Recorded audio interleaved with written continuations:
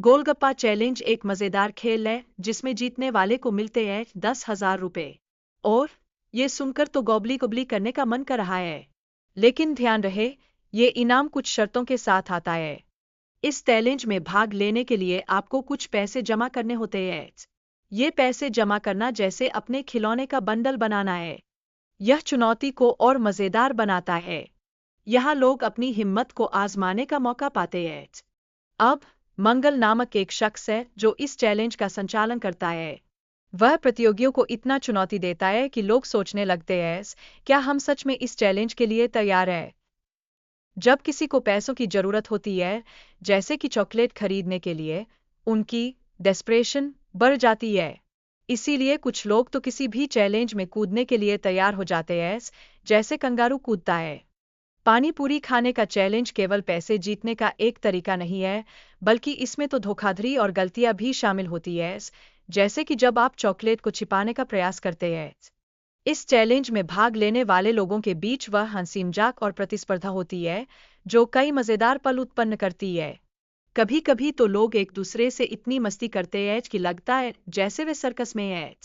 चमनलाल, जो हमेशा पैसे बचाने के चक्कर में रहता है, वह अपने दोस्तों के सामने बहुत ही हास्यास्पद बन जाता है। उसकी सोच जैसे पैसे बचाने वाली बकरी की होती है, लेकिन यह उसे खुश नहीं करता। दोनों दोस्तों की सोच में फर्क उनके जीवन के अनुभवों को दर्शाता है। यह जैसे एक दोस्त हमेशा बर्फ पर फिसलता है और दूसरा उसे देखकर हंसता है। पैसे खर्च करना एक व्यक्तिगत पसंद है जो जीवन के मजे को प्रभावित करता है। रतनलाल का खर्च करने का तरीका उसके बच्चों की शिक्षा और मनोरंजन का ध्यान रखता है। समझदारी से खर्च करके वो ये समझता है कि छोटे छोटे आनंद ही जीवन को बेहतर बनाते हैं, जैसे कि बर्गर खाना या आइसक्रीम खाना।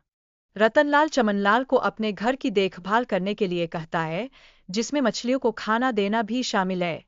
ये दोस्ती और जिम्मेदारी का मजेदार प्रतीक है, जैसे कि मछलियों को भी चॉकलेट की जगह खाना चाहिए।